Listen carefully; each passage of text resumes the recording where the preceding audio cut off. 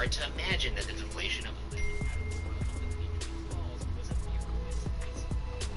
NFL regulations. Each team must provide 12 balls for referees to test approximately 2 hours and 15 minutes before each game. That's weird. Why not like 5 minutes? Yeah, exactly. Okay, that's true.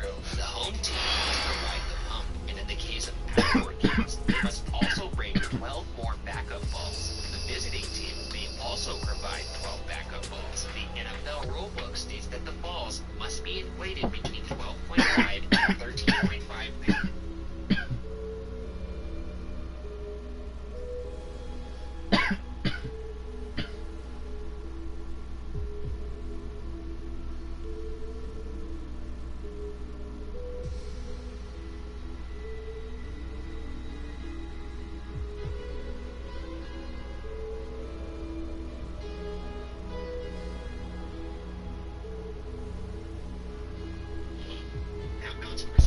Said I'm playing SMD. The average measurement of the Fuck outta here. Patriots was 11.49 psi, almost 2 pounds underinflated. Why does each team have different balls? Like, why don't they just play with the same ball? Sports is a very superstitious realm. Yeah, maybe it's just. I'm just saying. Maybe if they made a rule where everybody has the same ball, this wouldn't have happened. They didn't, and guess what? Mr. Brady found a loophole, and he jumped right through it. Right through. If the home team balls do not meet requirements, then the referee must use a ball from the visitors and report the incident to the commissioners. The referee is the sole judge of whether the balls meet requirements. Obviously, the balls were noticeably deflated. Go raise your hand with the war with no limit. Don't see too many. We militant. Some argue that the Patriots were not guilty because of the ideal gas law, which essentially states that colder temperatures will cause pressure inside the ball to decrease. To test that theory, aerospace engineers at Exponent spent 3 months in a lab trying to test for a scientific explanation for Deflategate. For testing, they recreated a locker room from the Gillette Stadium as well as part of the football field, both with similar temperature. They would watch a filming of the game and imitate exactly what they saw happening to the balls, wiping with towels, throwing them, etc., and even spraying them with water to imitate rain. Paid for this. Tax dollars too? After extensive testing, Exponent, quote, identified no set of credible environmental or physical factors that completely account for the additional loss in air pressure. End quote. Now, isn't there like a range of air pressure that you can have a ball at? Now, is it possible that the Tom Brady likes it as soft as possible, and it was at legally the lowest air pressure it could be, and then it changed during the game? It's just the test that said that.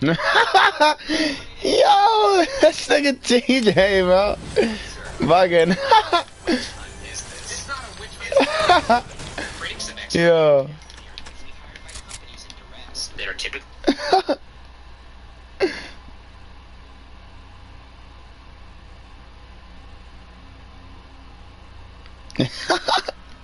big basic payout. Bitch ass nigga. And recalls. For example, they were hired by Swiss Re. Dude, what happened to all the Packers on the game?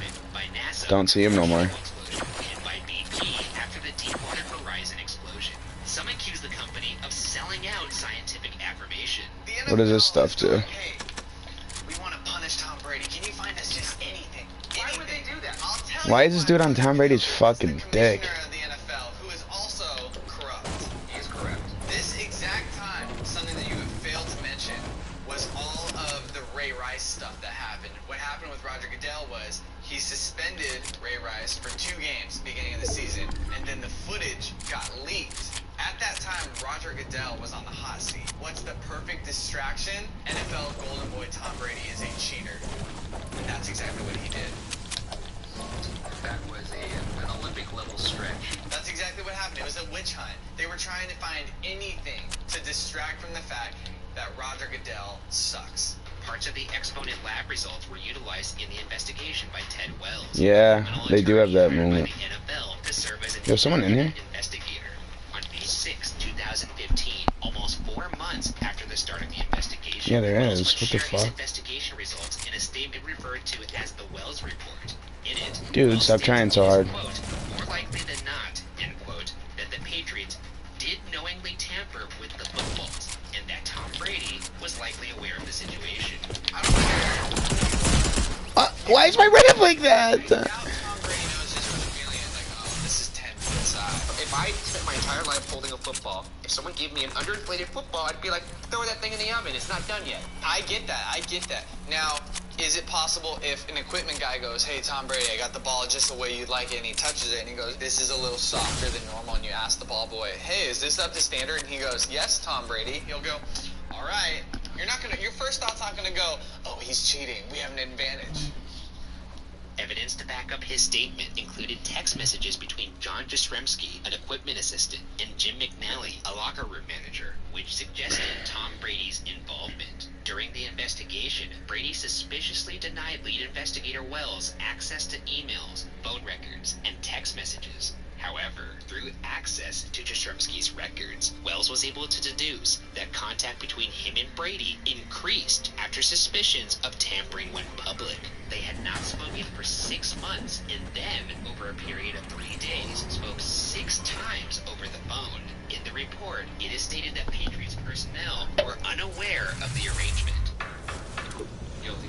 No, guilty. Because Tom Brady talked Facts. 6 times over a period of 3 days without talking. Facts. Tom Brady, bro. Fuck Tom Brady. Nigga's a bitch. I've called you 6 times in a day. Yeah, what the is the equipment manager and Tom Brady talking about on the phone? Oh, we got the new duffel bags and they're pretty sweet. They're purple. You want to see them? Nah, bro, they're duffel bags. Do you ever think that they're actually friends? That Tom Brady has a friend? And then why are they not talking for 6 months? What happened in the magical period of the accusation? You're right. They call each other 6 times, being like, hey, did you deflate the balls yet? No, Tom, I'm about to do it. All right, let me know when you do. How about the, hey, it's me, Tom again. Did you deflate the balls yet? Tom, I told you I'm going to call you when I do it. You hang up your fake phones. Let me pick mine up. Oh. Hey, they're on to us, man. They're on to us. Holy fuck, man. Hey, ball boy, did you deflate the balls? Do I just Tom, I didn't. do I just do it? All right.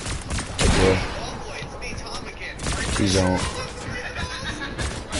Please don't. It is revealed that as punishment, Brady is suspended for 4 games without pay. The Patriots are fined $1 million. Why does he have 100 and... What? Brady will appeal this decision. The next day, the Patriots released their own rebuttal to the Wells report. In it, they claimed that the Wells report lacks context. They also claimed that the word, quote, deflator, end quote, used in text messages between McNally and Jastrzemski were referring to a weight loss joke. What? That's pretty funny.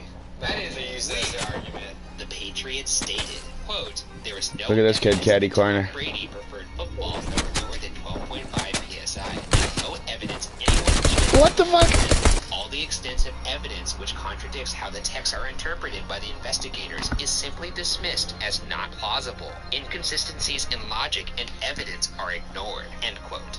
On May 19th, 2015, the owner of the Patriots, Robert Kraft, announces that he will accept the terms of punishment for the team. The NFL refused to reduce Brady's punishment, but on September 3rd, 2015, U.S. District Judge Richard M. Berman ruled that the penalty was To too go to a harsh fucking and chiropractor, dog. I'm gonna fucking suspension. bag me The out here. NFL then appealed Berman's decision, and Brady's punishment was reinstated. On July 15th, 2016, Brady announced his decision to not take his appeal to the U.S. Supreme Court. Imagine that scene. Like, we're in the Supreme Court. The victims of a family that just got murdered are walking down out of the courtroom, passing by Tom Brady like, what are you in here for? Oh, my whole family got slaughtered. Oh, what are you in here for? They think I deflated some footballs. So we have here a pressure gauge. We measured out Nigga. Yeah. 12.5 psi, and the lowest Patriots ball was measured at 10.9 psi, and the average was about 11.5 psi. We're gonna measure 12.5 versus 10.9. We're gonna see if we can blind identify which one is actually the underinflated ball. Okay. And prove once and for all. Why would they only put... They should have put, like, multiple POIs here. Here comes ball number 1. Because this is just Dude, fucking... this feels so inflated. Feel that. That's rock hard. That's inflated. This is definitely regulation. This That would be hard to catch in the rain, for sure. would be hard to catch in real life. I mean, not me, because I have great hands. So. Okay, let's prove it. I'm dead here too. Oh no. I can't tell. I'm gonna go. Ball number 2 was the underinflated. But here's the thing: if you're Tom Brady and you don't know that the ball boy may be underinflated, you just feel this. You're right. Maybe like. But this is the hardest game I've ever had. I think this is the underinflated one. Perfect. Ball 1 was underinflated? Yeah. That's crazy. But that's exactly what we were saying. Is like, if you're ready to go out to the game, you're thinking about a playoff game in your head, and ball boy hands this, you're not going to go, hold on 1 second. In the end, many believe that Deflategate did indeed happen, but it seems only Tom Brady and the equipment staff involved will ever know. It's a nasty shot. For now, and perhaps forever, the truth behind Deflategate remains unsolved.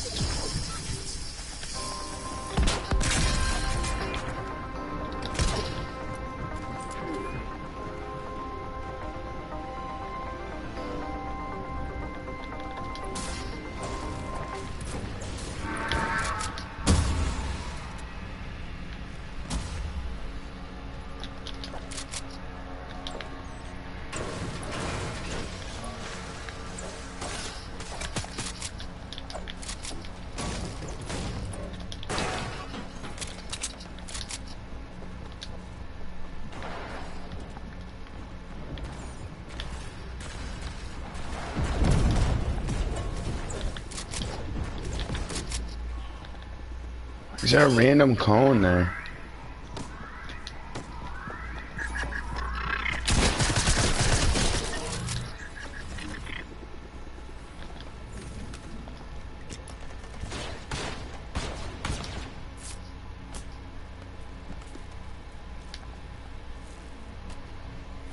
I hate that shit, like...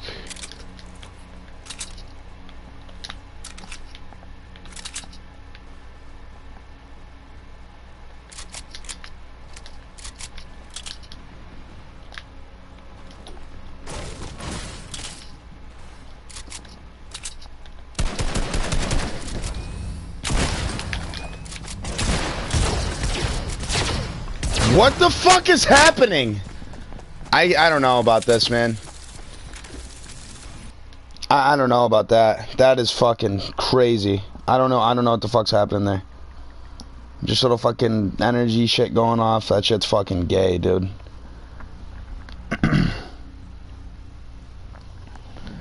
That shit is gay, man.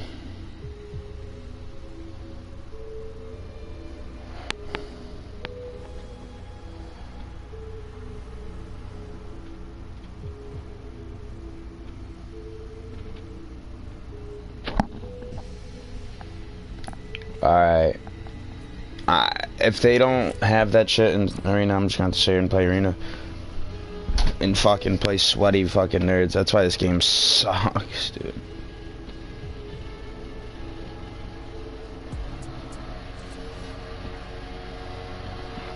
John Cadgo will fight the opioid epidemic and bring the drug companies that fueled it to justice.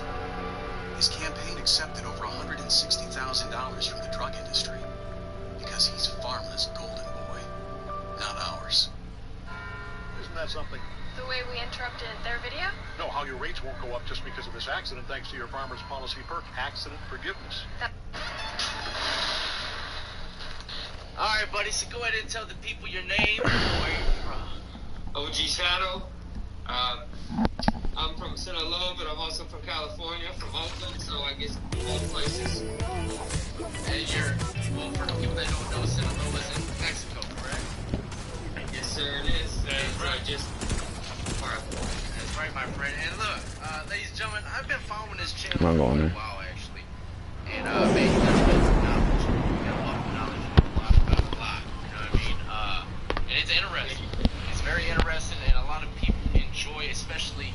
I need to find a way to crack my comedy, fucking back, man. like intellect, you know what I mean, and knowledge, and facts, and, I'm playing Arena. and they're 100%, they know the details, and I think that's what really intrigues me about it, man, because you know Alright. the details and you get into the mix. I don't know, I'm not good at fighting here, so I'm gonna land here. Channel and check it out, but Suck at fighting here. just a rough draft, man, a rough draft of who you A lot of kids here. What the fuck? If I can get that shoddy.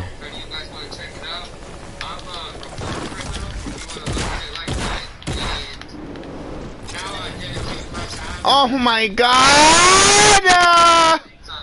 I fucking choke and fold the first second I get an opportunity. Because kind of like gangster rap culture glorified into the youth in the U.S., the same thing's happening here. They have their own narco corridos and their music, and it's just endemic in the culture now here. Corridos? Yeah, narco corridos. That's like the corridos. They're like ballads, and they'll tell war stories or their big things that they've gotten done, their big accomplishments. They could talk. I've got a list on my channel. I have a playlist of narco corridos. If you want to check it out, you can see there's a list of songs. I actually have my own song that I'm actually have put up there within the next probably week and a half. I'm gonna have it put up there. I'm just getting rights and everything to get it up. That sounds interesting as hell, man. So you're doing positive things, man. Exposing the dark side of dark area, man.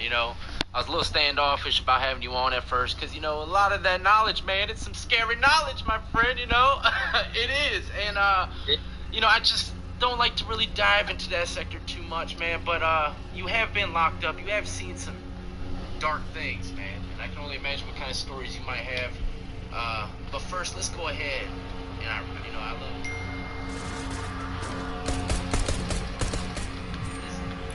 in Mexico. What is it like? Crazy, dude. It's like I can't even play how I want to fucking play. Where the fuck? Don't even remember where the fuck I landed earlier. It was a great spot, though. The basic necessities. Empty on my map. Every day is a struggle for most people. That's it. It's back here. It's back here. Because of the people at that time, I was still involved in things I shouldn't have been involved in. This is 11 years ago now. It's 11 years ago as of 3 weeks. It's been 11 years now. So it's been a long time ago, and at that time I was still involved in that stuff. So I was actually blessed to be protected by somebody in there, be with the actual organization. Because if you're on your own, you won't survive. My friend Sean Atwood actually lost a smuggler right where I was at, and he didn't last one day. They murdered him the first day he was there. They tried to extort him for everything. They didn't get enough, and he ended up losing his life. What nationality was he? Was he a white guy? He was an American, to my understanding. But Sean Atwood would be able to clarify that more. That was me. See, that was going to be following into my next question. Like, Americans, is there, when I was in prison, there were some people, once in a blue moon, you have some If I could have had an AR, it would have been perfect. They're locked up for a couple years, but they don't know English. They're from another country, and they got stuck there. Is it like that over there? Is there some random Americans making it in there? Where I was at, not so much. This is the house. It was kind of more This of a is the high drop spot priority. right I don't here. know how it's like a security kind of play. There were two other Americans there, but they were also kind of involved in crime, if you want to say that, organized crime. But they were Chicanos. They weren't American, like they don't speak Spanish or anything like that. Where I was at, I was the only person that I know of who was a dual citizenship. Besides them, there was 3 of us, and they were both Chicanos just like me. But I don't consider myself Chicano. I consider myself a dual citizen. The Chicanos don't have Mexican citizenship, so let me point that out. That's the difference there. Okay. Now, if you can answer this, you know how in prisons let's say in California, for instance, and some places in the East Coast, they will separate certain organizations, from yard to yard, or just don't let them mingle together too much for the most part. Is it like that in prisons in Mexico when it comes to cartels or gang life in there? Do they put them in like separate prisons altogether, or do they just click up within the prison? Is it like that? There's prisons that have rival organizations, like where I was at, and constantly there's people dying. you know, you gotta remember there's firearms inside these prisons. People have machine guns smuggled in. They'll just be the guards will leave a couple of doors open, and a squad of 5 or 6 guys will just walk in and just massacre everybody of a rival group and walk out. So they just have them there like fish in a barrel, like rats in a trap. So this, you know, it's it can be a death sentence. Like the Zetas ran a prison that was just their prison in this place called Piedras Negras, and they used it as a center for torturing, for interrogating. If you got caught around that city selling dope, and it wasn't their dope, you were gonna get tortured until you said where it was, and you know that's just how it was. The police were part of, well, they always are part of that organization, but that prison was actually used as their base operations. So prison here isn't like in the United States where it's controlled by the government. Here it's controlled by the criminals. Yeah. Let's say like you know, since you say it's ran by criminals, I always thought that too, but maybe it was because of American pressure, American government pressure on this prison in particular. But when Chapo had to do a little underground escape, you know what I mean? He obviously didn't have the power in that prison, so that one was probably like locked down.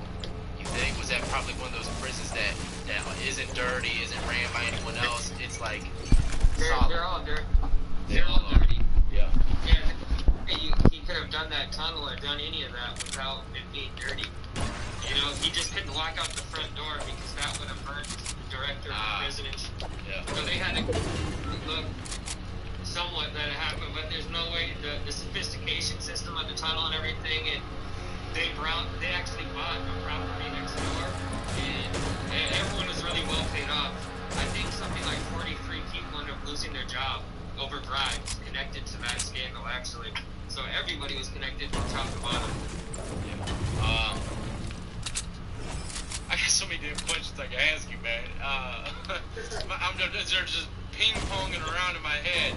I hear they got a ton of tunnels underground in Mexico, man. Is that true? Like the whole city just...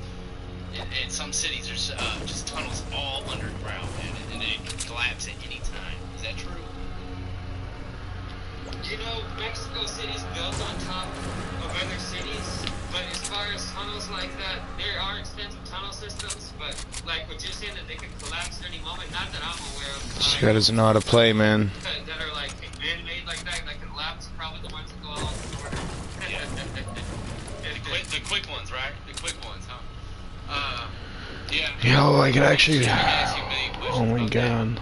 Yeah, I mean, it go on forever. If I could get a fishing rod, that'd be huge. I got a lot of questions.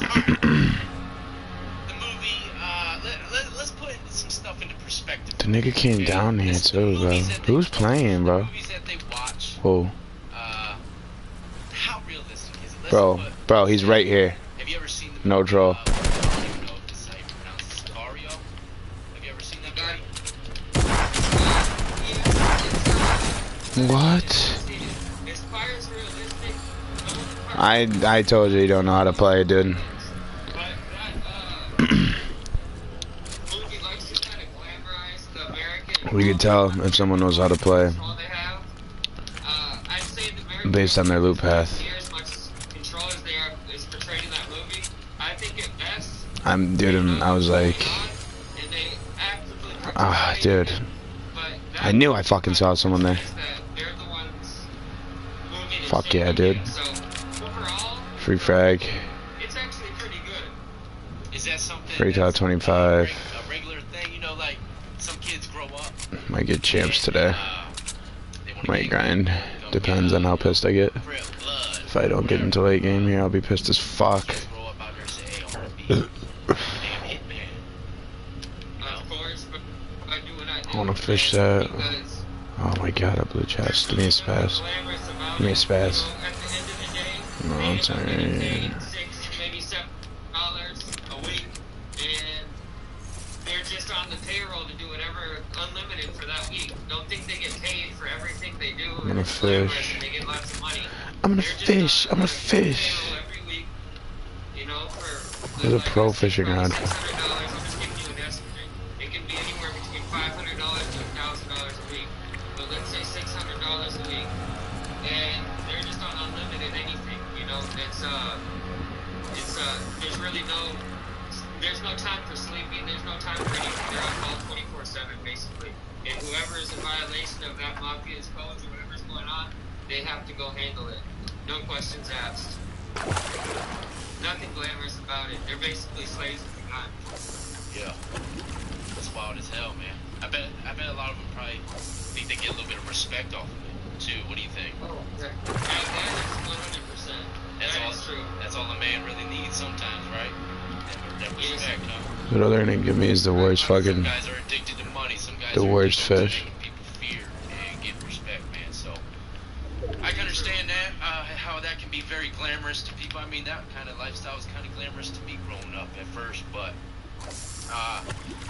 all right, let's Mexico prison. Let me get back to the prison, man. I kind of veered off. I told you I got some big questions I could ask you, man. What's the food like? I mean, is it like families got to bring you the food? Shield You gotta go to fish. chow hall or anything like that? What shield does that fucking give you? Depends on how much money you have or who you know. What did I drop for this? So, I'll break it down for you from top to bottom. So, if you don't have anyone or nothing like that, you're basically going to eat whatever they're serving. And it'll usually be like some really cheap cuts, probably almost no meat, just like some cuts to actually give flavor to the water, you know, the soup.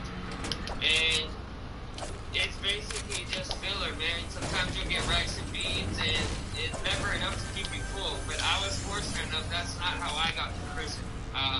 The person I was in it with, we were blessed enough, the guards would bring us in food and stuff. The only time we eat actually food from the prison was in the breakfast, and we just have our like power bars and stuff like that set away until the guards brought us hot food, and like around lunchtime they bring us in some food, and then around dinner when they change shift, those guards would bring us another meal in. So twice a day we got hot meals from the outside. It's weird to play for any name when no one else is. Like, Phones, anything like that? Any kind of amenities? there's fucking 17 people left. It's not how I want to play. I want to play a nice stacked little end game. More comfortable than someone who didn't have anything. So we had TVs, we had phones, we had everything to make us comfortable. We could have visits from our ladies. Contact, here, contact some reason in visits, here. like you could sleep with them and all that stuff? Yeah, 100%. The guards where I was at, they were cool with everything. If you wanted to smoke, they get you whatever you wanted. If you wanted with this, they get you it. But every so often we'd get raided by federal police and the Marines, and when that happened, they'd come by with like this cardboard box, and they'd go running from cell to cell just like on our wing, and everyone would throw their contraband in this box, they'd take it and go hide it, so that they didn't look bad. If the feds came in and found a bunch of dirty stuff in this prison, those guards would look bad. So that goes on to last because how involved they are. They're completely involved in it. Here, you don't have to hide anything from the guard. You get you whatever you want. They are inmates. Shit. That's crazy, man. They'll get it for you. So you seen someone in prison walk around or have a chopper or something in his cell? Okay, like that? No, where I was at, the person that I was with, I can say he had a 25, and he used to keep it on his neck on a piece of fishing string. And that was my cellmate. But I have, over my 11 years working as a journalist, I've seen countless people walk into prisons here with AK-47s and hunt people down on video and on surveillance and stuff like Wait, that. you said as a journalist? Yes, as a journalist, that's right. Oh, damn, you do journalism? Is that even a word, journalism? Got out of that life. That's basically what I've dedicated myself to, is exposing these groups. I call it journalism by me exposing these groups.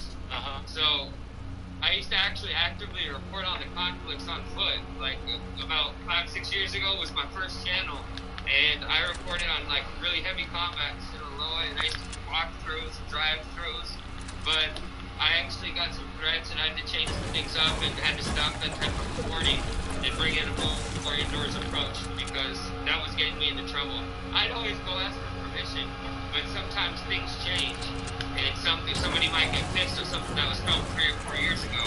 So it was just a problem, and I had to just change my whole style of recording. Shit, man. I've seen some stuff, man. I heard some of your stories too, man. You got some crazy ones. Alright, well, you made a video on this, actually. And I don't, people can go watch it. But if you can, give me just a quick, rough breakdown on why, you see these TV shows and documentary style shows where they're interviewing guys that work for these organizations. They'll be masked up or something, it might have a voice changer. Why do these individuals even risk going on camera like that, man? So, that depends on Okay, here we go, boys. There's 3 people. they're still open. They've let National Geographic in. They've let Netflix in. They've let Discovery Channel in. They've let the BBC in. Just about they're more open than the American government on how they operate and what they do. And it's because they are embarrassed about what they do. They satisfy the demand for illegal narcotics in the United States. And that's what they do. They satisfy the demand. And there's other groups that would never litter a reporter near them. Let's take, for example, the Zetas. If I was caught reporting here or something like that, they'd kill me. Come on. I'm 100. They caught me there, they'd kill me because I've reported on them a lot. So I guess it just depends what group. They're not all one as a uniform. But the most open and the most peaceful. You're dog shit, man. Like, look at you, bro. Just jump in with your thing, bro. You're dog shit. Should have hit my pump shot. Fuck you. Pussy. 4 kids boxed up on 1 fucking crate. Since you try to deter people from these organizations or shine the light a little bit, what would your advice, what would be your speech, I guess you could say, to someone that might be listening that's probably in Mexico or someone that's jumping back and forth that's getting interested in getting in the mix? What would you say to them right now? I'd say you're gonna play a lottery, and there's only 3 things you can win in this lottery. See, in this lottery, all you get is prison, bad health, and death. And death might only take your life, it could take a loved one's life, or a friend's life.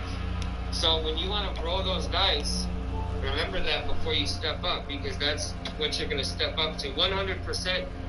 You're going to experience one of those 3 things. I got all 3. I went to prison. I lost my health. I'm on lifetime pain management. I lost movement of my arm for a year and a half, and then this arm another year. And as far as death, I've lost most of the people I care about. So if they want to play that game, they're dumb. I've been away from everything illegal 11 years, and I'm still recovering from it physically. So it's a heavy price to pay if they want to play the game. Yeah. It is, man. When someone pays attention to those words, man, and turns away from it. How the hell did you lose? Would you get shot a couple times or something? I got a bunch of bullet fragments. Like someone shot at me, but it didn't hit me. It took me behind me, and it fragmented and bounced back and went into my spine. Damn. There's one fragment that went into my face and did some damage. It took off a piece of my jaw right here, and it went in here as well. And sometimes bullets break up into a lot of little tiny pieces, and the little tiny pieces do more damage than big pieces. Not to say if I got faced the whole bullet, it probably took my head off, granted, but it's are deadly as well. Let me ask you this, man. What makes you say enough's enough? Good question. Very good question. I started to see that money was more important than, or people were starting to put money more important over friendship and over family, and I saw lots of betrayals. I saw things starting to turn, and it turned fast, man. It really did. I think this kid's so weird he landed on me, dude, and I only have a fucking scoped AR. I need that pistol. I need this.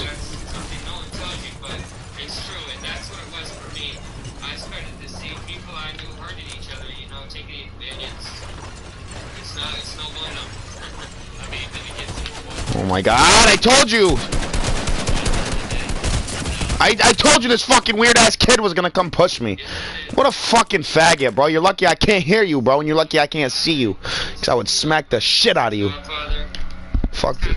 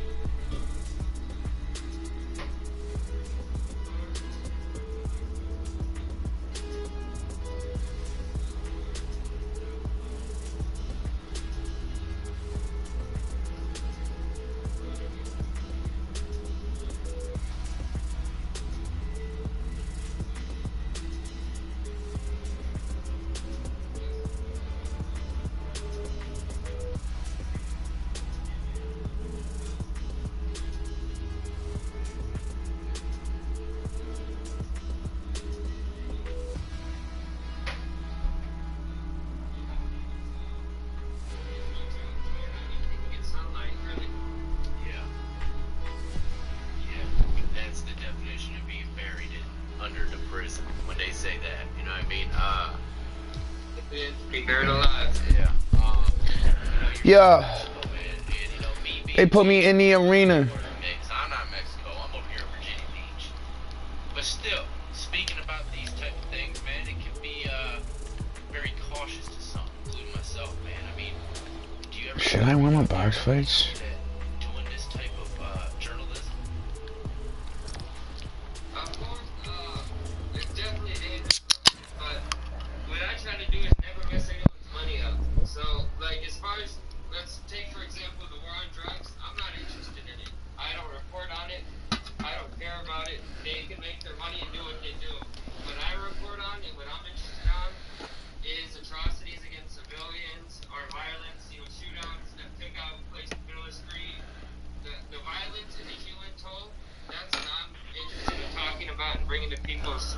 I'm telling you, man, that mango lemon blue light seltzer, they did something with that shit. Where am I, Granny? Let me turn this shit off, man. Fuck these niggas, man. I'm not even about to talk to them. Fuck's the matchmaking at? Downstairs. What they got? What they got? Box fight, Zone Wars, FFA. Yes.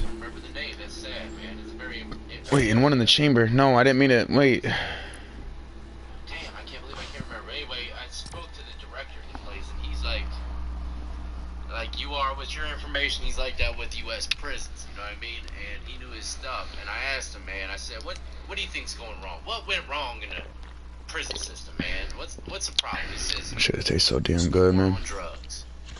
He said, that is the downfall to everything in the judicial system, is the war on drugs. Ever since it began, senseless lockups have been happening.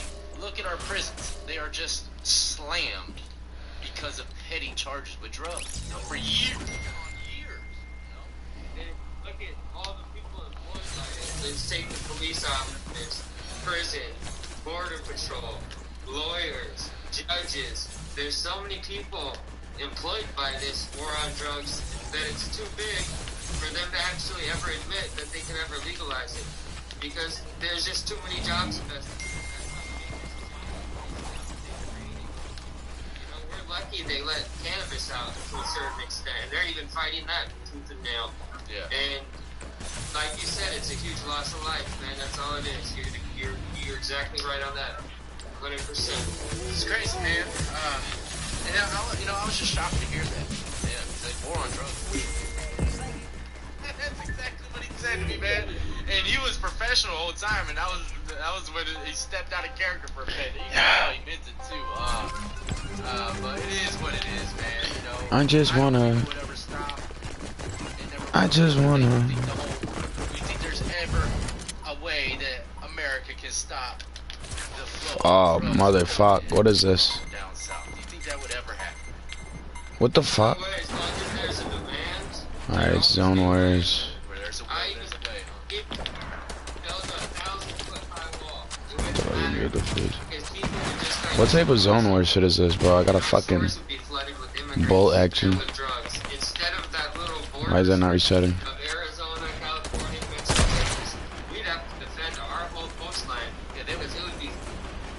I want to kill here. Oh my god. If this kid's... How is he on 30 FPS? It's not even fucking possible, you dumb retard. Oh god. Look at him. Snipe me in my head.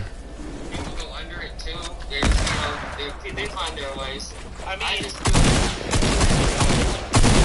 mean, how far is it? I mean, I don't hear about this wall all the time, man. I mean, how big is it? How many miles is this thing really covered? Do you have kind of a rough guess, you think?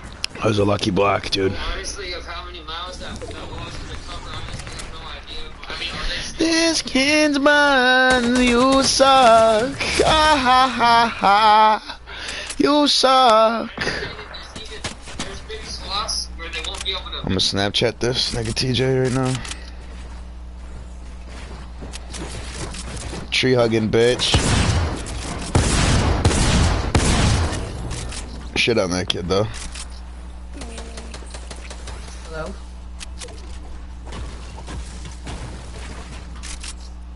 Because there's mountain ranges, there's rock formations that go for miles. So I think it's kind of more of a thing to make people feel like they're doing something about it. But I really don't think that it's kind of just putting a band-aid on like a gaping bullet hole. Wow, man. Unbelievable, man. Well, look.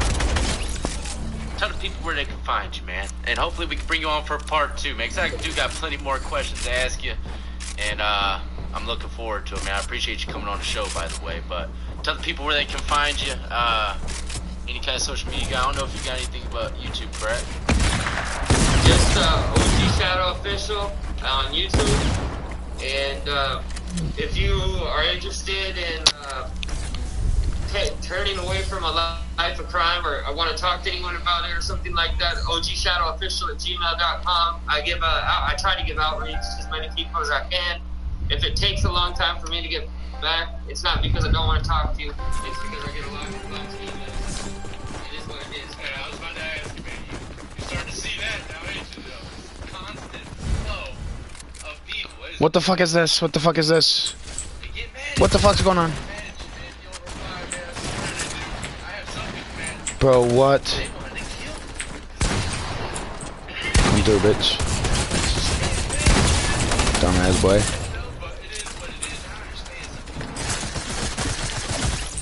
Bro, this is crazy. Do I get the same loadout every time?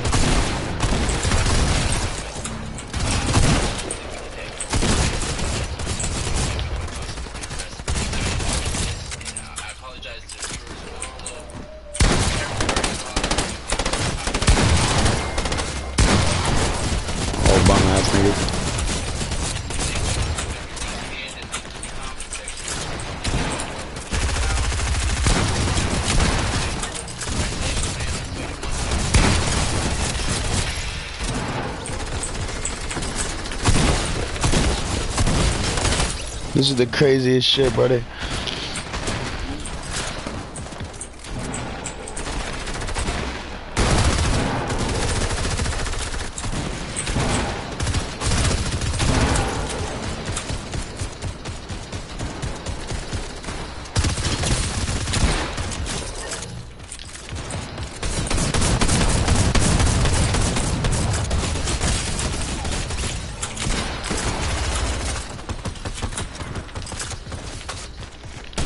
Bitch. Got a pump ass nigga, he still can't kill me.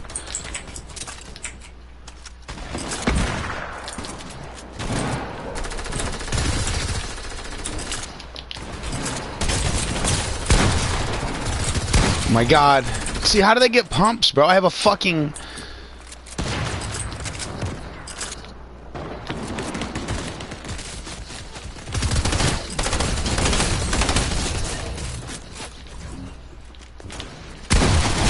I have a micro SMG, a fucking AA-12, and a sniper. These kids are running around and pumping people. Come here, bitch. Oh my god, and then that kid just nabs my shit. Come here. Fuck you up. Look at him, he's got attack! Like, come on, man. What is this loadout I get?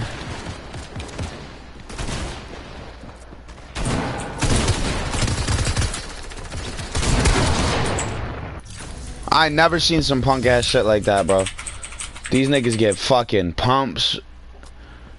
I took the least, damn near the least damage, bro. These niggas suck, man.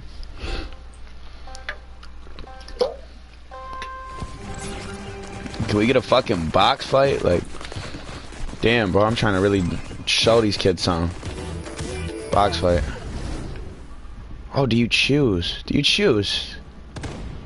This isn't box fights.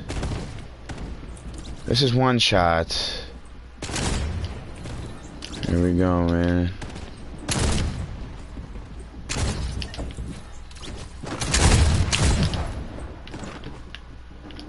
My god.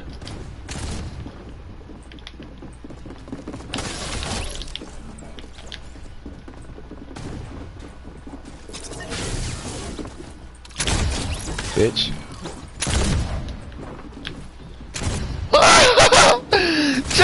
Yo, damn, nigga. Fuck. This one's not bad. I'm not gonna hold you. Come here, bitch. Let me pickaxe you. Come here, bitch. Ah. Damn. All right. You should do be fun though. No fall damage, right? No. Yo, I can't, bro. This is too hard. I don't ever pickaxe no one. Oh, I get lives and shit. That shit's corny.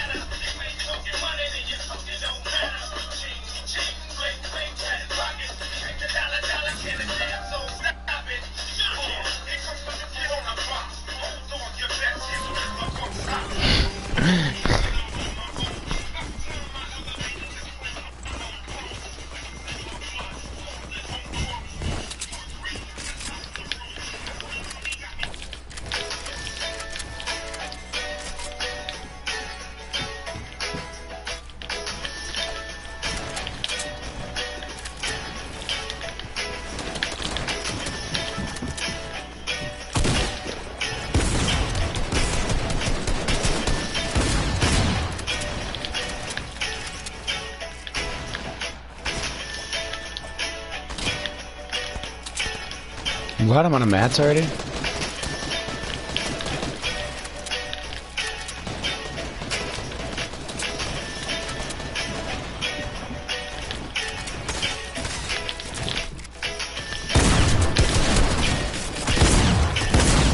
Oh my god, I choked.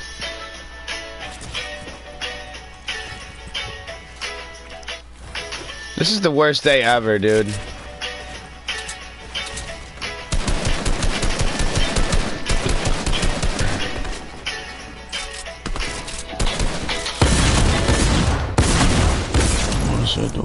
And it became easy for them to be domesticated.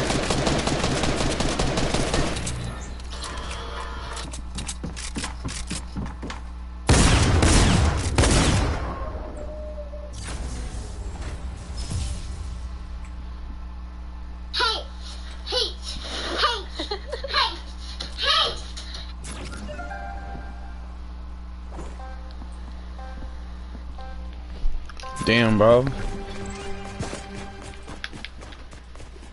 Alright. Full confidence. I'm literally in first. I'm the best. Let's get it. Fucking cranking.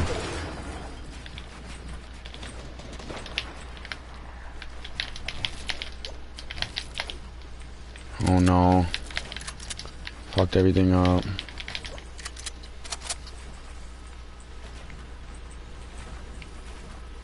This kid's just editing.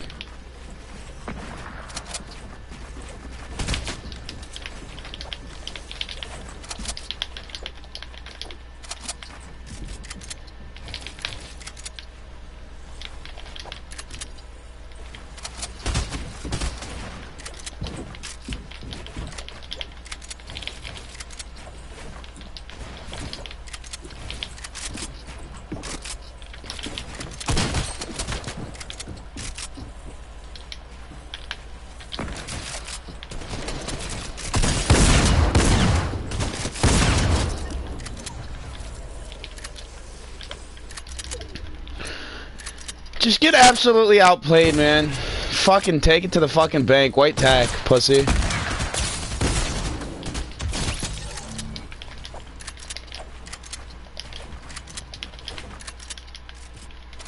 Just absolutely beautiful piece control by me.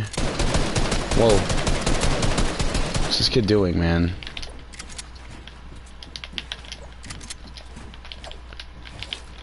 What the fuck? What the fuck? I'm dead here because of that.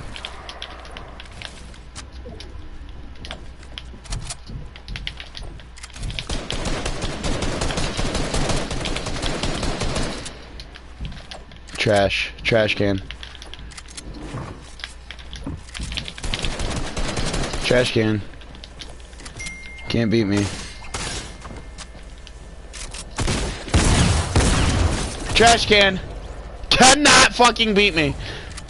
No one in this lobby can beat me.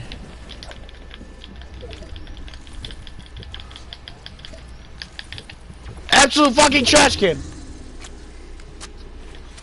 Get pissed on.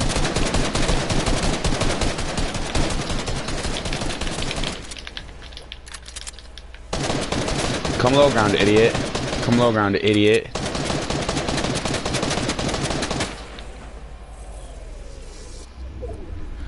Come low ground, idiot. I'm gonna no scope him.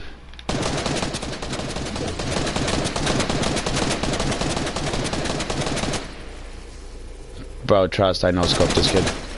I have no idea where he is right now.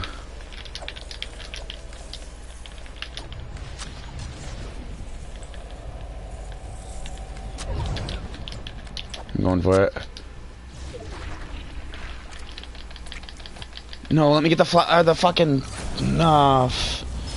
What a pussy, dude. What are you camping up there for?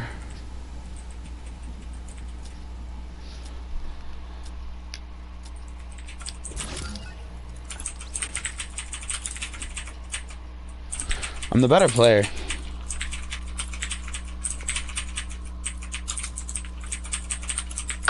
Of a young children were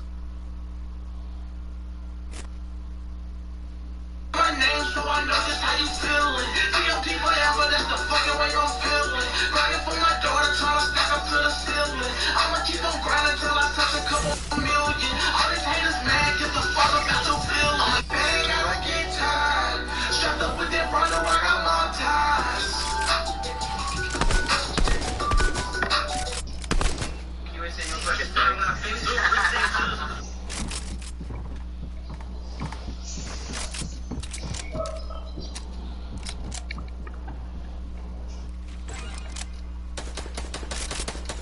Check the meeting in 30 seconds.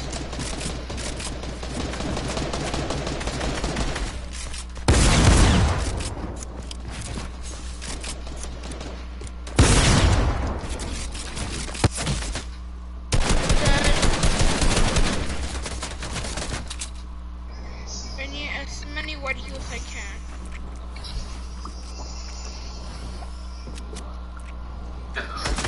The dead target. Yeah, dead. So, what? How come? Not only is it not play, let's cut you off as a. That's what I didn't figure that. Oh, let's go, baby! I won. What's up? You have to disassociate with school forever. Definitely. He's dead. You do something like that. It's up to your. How can you be like a real player? I figured I'm playing this. Man, if y'all don't shut the fuck up, man. God damn, man. Oh, don't pick G-Fry. Nigga, shut the fuck up, man. Now they're dead. Come here, bitch. Behind me. Bitch. Oh, no way.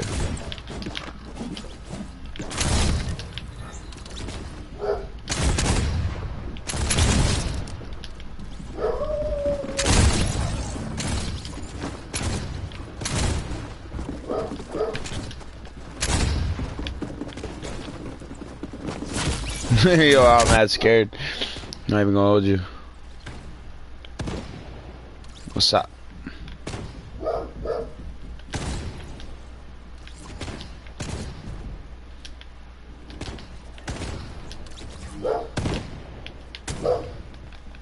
Whoa, what the fuck?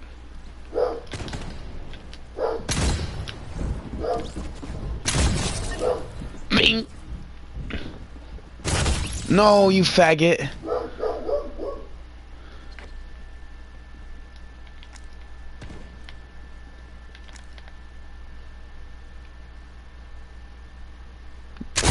That bitch in there was trying to win so bad. Pussy.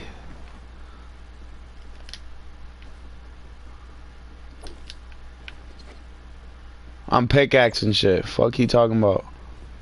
What's up? Bitch. Look at him, he gonna try it too. Oh, bitch! Ah! Yo! I fuck with that one. I'm not even gonna hold you.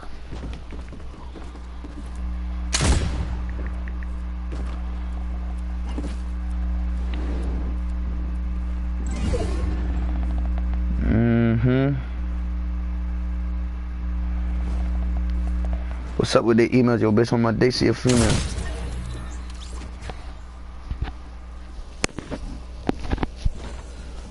I get for the low man, I don't pay no retail. I was selling crack down by the she sells. Niggas pussy, you do whatever she says.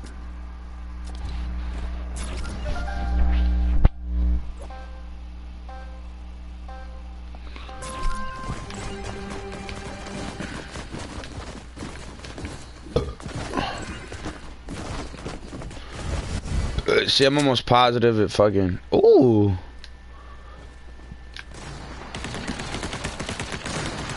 I'm trying to.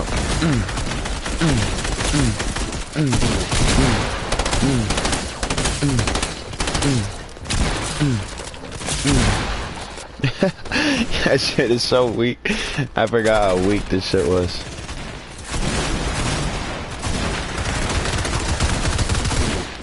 Oh, uh-oh. Fuck, bruh.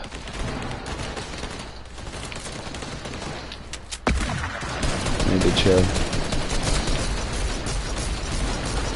The fuck is that?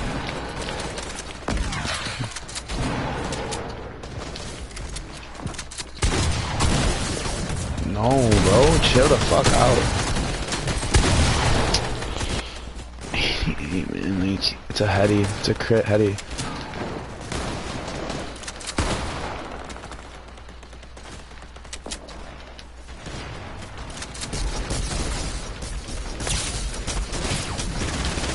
No, let me build some shit, brody. Fuck!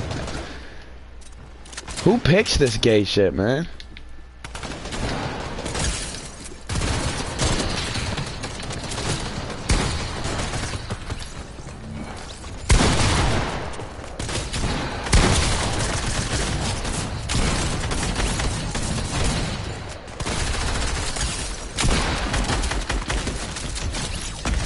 Bro, I swear it's like...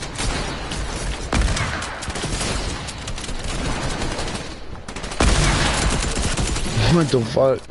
Bro, this shit is crazy, man. Whoa.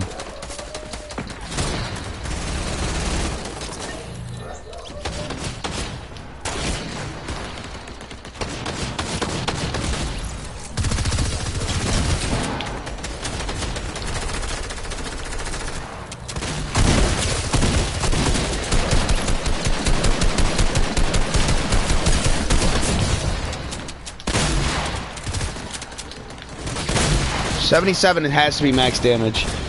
That's all I can hit for with that thing.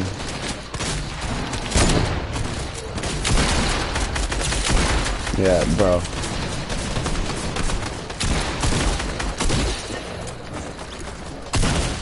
Bro. That's a gold heavy shotgun. I'm just hitting people for 77, dude. Fucking tickling them. Shut the fuck up, Jake. Fuck is you barking at someone? 77, bro. I'm on niggas fucking necks with it.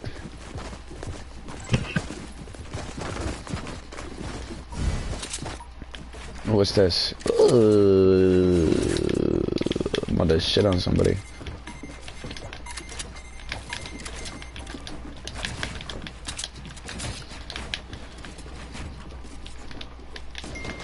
Oh my god, I'm on a mats already. What am I doing? Bad plays.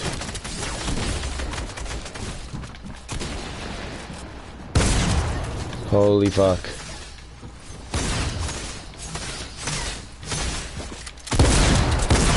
No, bro, I just fucking... I forgot, bro! Look at this suspicious retirement. I might enjoy it. I don't want to find any time on him.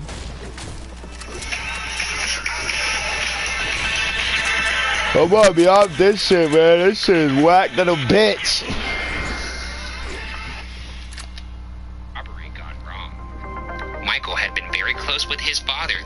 I shoot some shit. James Jordan Fuck. was an avid baseball Fuck, going through some shit. Yo, Jada stupid clip. Yo.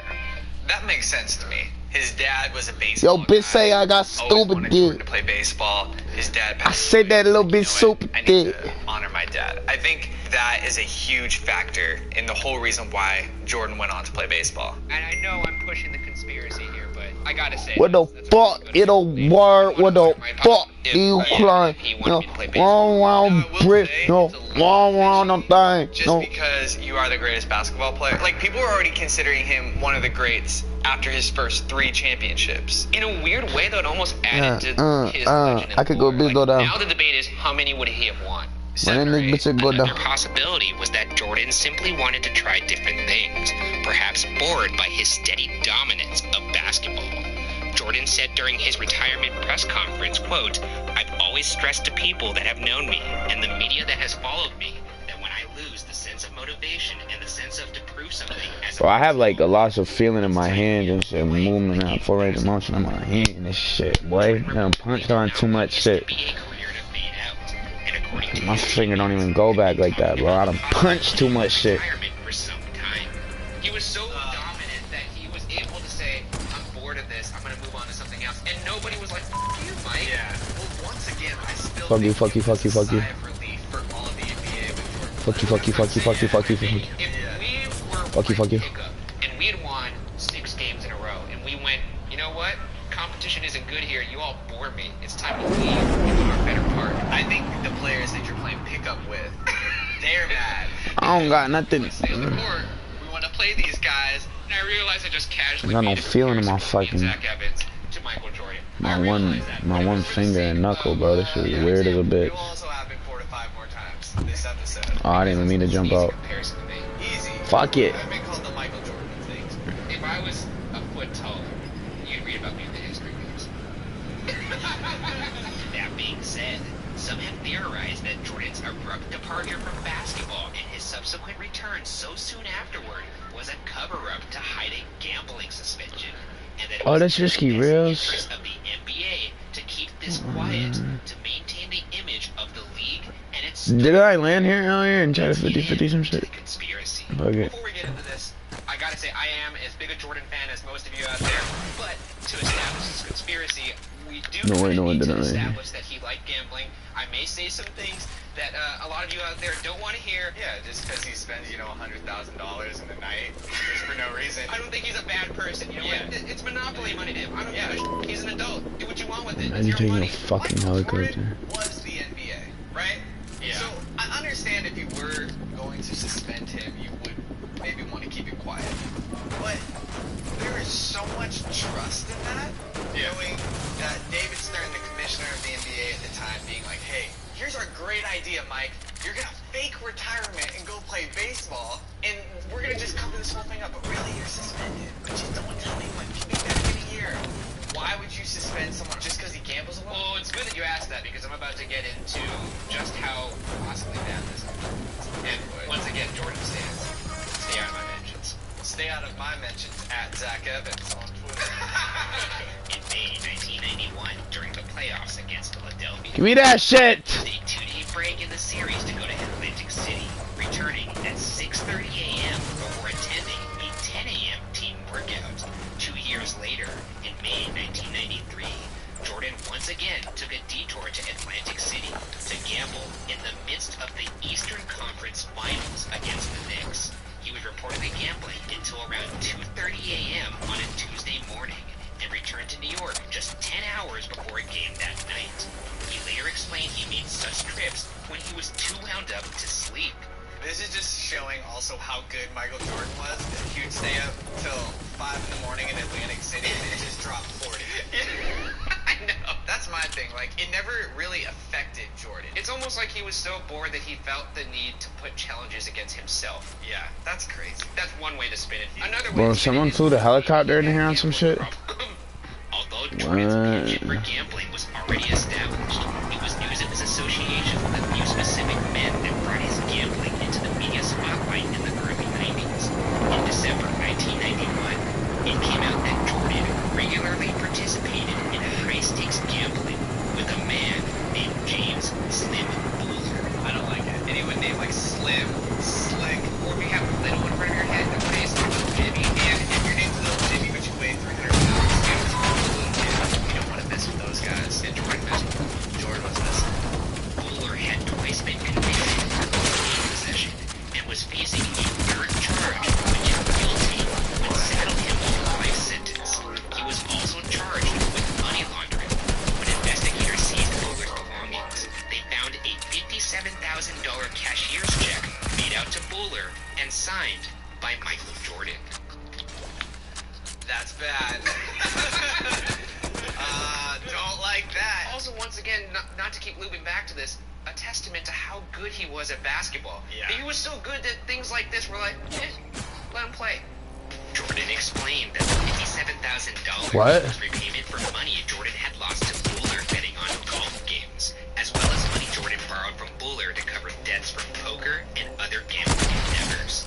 Also that year, on February 19th, 1992, bail bondsman Eddie Dow was shot dead by 4 men just outside his home in North Carolina.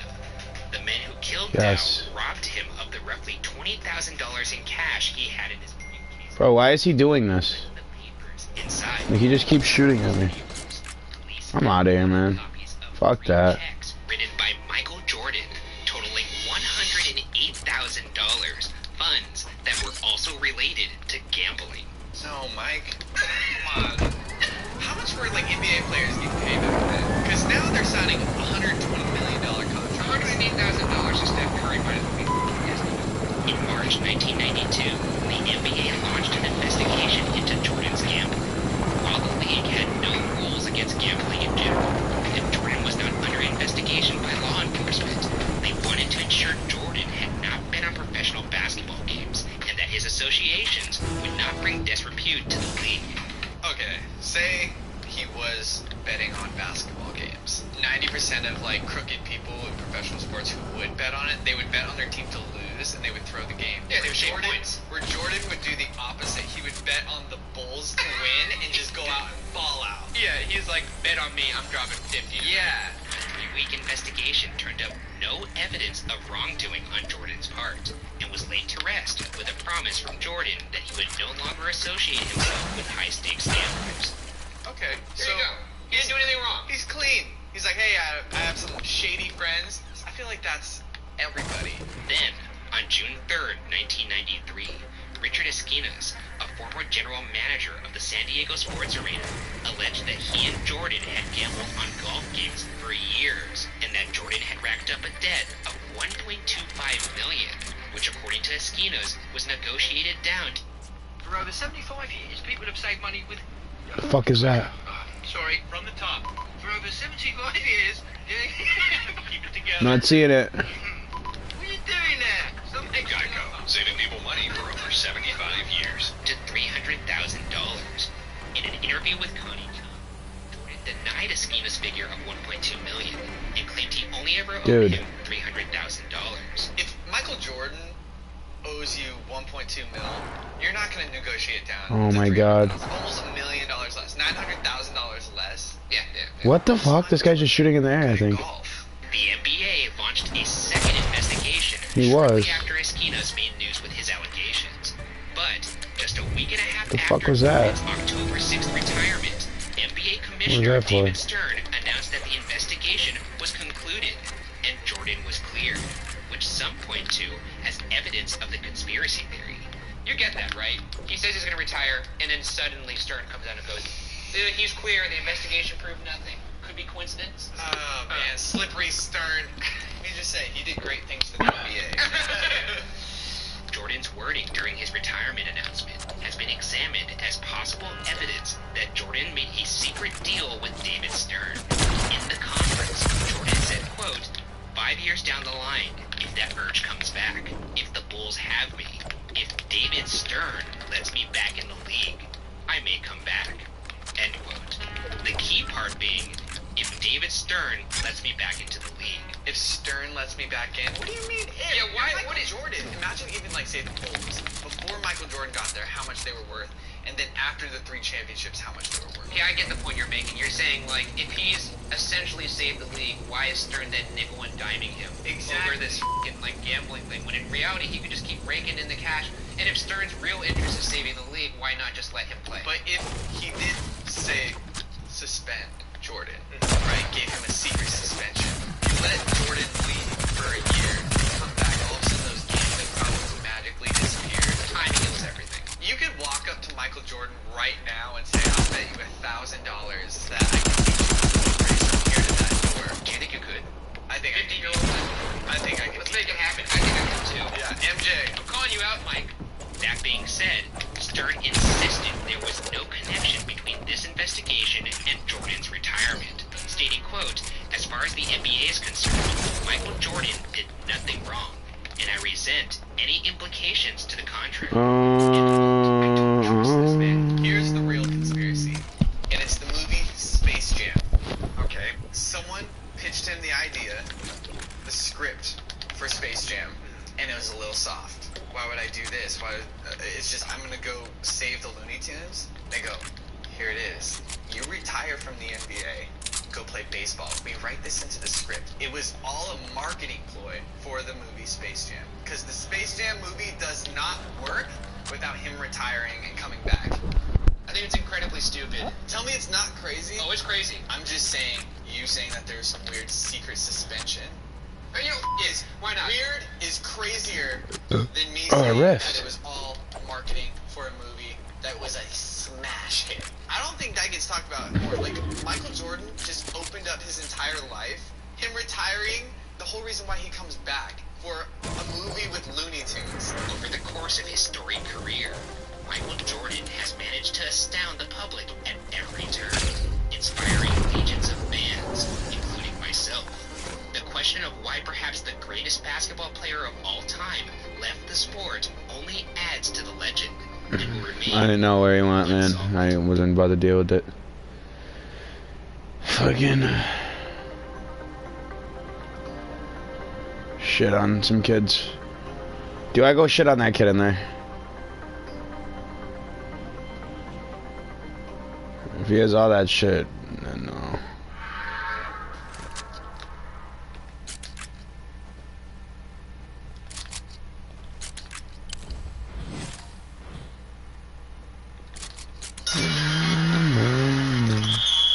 There's only 9 people. Hello and welcome to Unsolved Sports Conspiracies, a show where we examine sports' greatest myths and debate their validity. This week, Can we get something going here? Patrick Ewing and the supposedly fixed 1985 NBA draft. And of course, that infamous frozen envelope. Slippery Stern right back at it again. This is old Slippery Stern in his rookie campaign. We're trying to prove himself. Yeah, exactly. He's out there trying to prove himself, put the stats up to let the owners know they made a great decision. Already from the jump, I don't like it. Let's dig it. The year was 1985, and Patrick Ewing was the unrivaled first pick in the NBA draft. During his 4 years at Georgetown, he took the team to the NCAA Finals 3 times, winning once. He was considered the total package, as he could post, defend, rebound, and score in and outside the paint. Moreover, his talents were already nationally recognized. At the time, Sports Illustrated had called him possibly, quote, the most recognized athlete ever to enter a major professional league, end quote. The 7 worst teams in the league, including the Knicks, were eligible for the lottery, and each team had a 14.3% chance at earning the first pick to then draft Ewing. Whatever team would draft him would instantly be made more relevant, as well as see an increase in ticket sales and likely playoff runs. The NBA was in trouble. I'm about to do someone bad. Jordan was still a rookie, and in 1982, the LA Times had reported that 75% of the players were on drugs. And the next year, the league nearly had to disband 6 of its teams. This is a glossed over fact in history. Totally. Most people don't know that the NBA was in big, deep doo-doo in the 80s. Big trouble. Big trouble. That's why Michael Jordan was so important to the NBA. Yeah. Cleaning up its image a little bit. And Ewing was also a part of that. And Ewing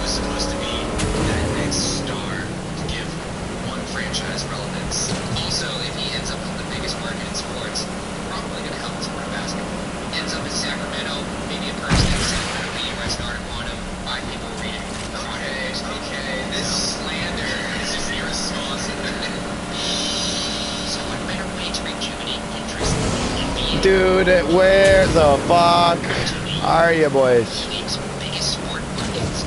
Here's a quote from the New York Times before the draft. Quote, there is a strong feeling among league officials and television advertising executives that the NBA will benefit most if Ewing winds up in a Knicks uniform. End quote. Lucky for the league, New York ended up with the first pick, and Ewing went to the Knicks, which among other things, such as stars like Bird and Magic, ultimately helped make the league more popular than it had ever been before. I should shout at. I don't know what's going on. Do it again, bitch. Lead the Knicks to 13 consecutive NBA playoffs. That being said, there are many that believe the Knicks landing the first pick went beyond luck and was the result of a fix by the new NBA. Let's get into the conspiracy. Firstly, Not trusting anything right now. the draft order was determined by inverse order of finish. The two worst teams would be eligible for the first pick based on a coin toss. This led to tanking. As a result, the NBA's draft lottery was created in 1985 to combat this problem and protect the league's integrity. Obviously, There's actually a that kid didn't over there. exactly work, as tanking is still very prevalent Please look. today. Please look this way. Recently appointed NBA Commissioner David Stern proposed the lottery system to the Board of Governors, and the process of its approval was notably quick. Some have attributed the rush to the fact that Ewing made that year's draft particularly exciting and lucrative. 1985 marked the first year the NBA draft was televised, which was also a novel initiative introduced by Stern. The first pick would be decided by pulling one of 7 envelopes from a large spinning plastic drum. Brian McIntyre, then the head of the league's media relations, said they decided on the envelopes instead of something that could roll inside the circular container like balls because they, quote, were afraid of having the thing pop open and all the balls fly out, end quote, fearing it could make the ceremony seem undignified. Very interesting they didn't go with the little ping pong ball method. Well, they wanted to be, they wanted to seem legit. The NBA was failing. The last thing they want is a bunch of balls flying out of the drum and make them look like a big clown show. I guess, especially because this is the first time ever doing that. And, by the way, spoiler alert. Man, you ain't trying to do nobody nothing with that. Big. During the dress rehearsal in Stern's office, an envelope even reportedly came flying out of the drum. They did a dress Like, rehearsal. what? They were really nervous. A lot was riding on this. The league's image was at stake. It is a pretty big thing to also just decide to televise the very first one. Stern was a showman. Let's break down the well-studied footage of the NBA draft. Alright, so this is the footage of the draft. Very highly scrutinized. As you can see, this is the representative from Urson Winnie. He's the guy who's been tasked with putting the envelopes into the giant circle drum. There's envelope 1, 2, 3. Now let's pause for a second. Okay, so this is when... This is the envelope. Number 4 is the Knicks. Watch the pause he takes before he puts it in. Bangs it against the side right there. The envelope is now bent. Alright, here's the head of security. Okay.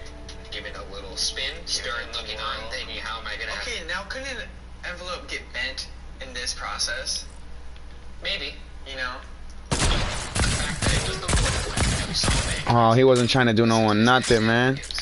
His bitch ass. Why is he nervous? What's he nervous Look at for? him. He's just getting in the zone and that's it. Okay, but... What a it's bitch, here's the man. commissioner. Trying so hard. So he's like, whatever team I pick out, their franchise will be changed forever. When he sticks his hand in, notice he'll take his hands, put it on the envelope. He could have picked the one he just touched first, but he flips it over.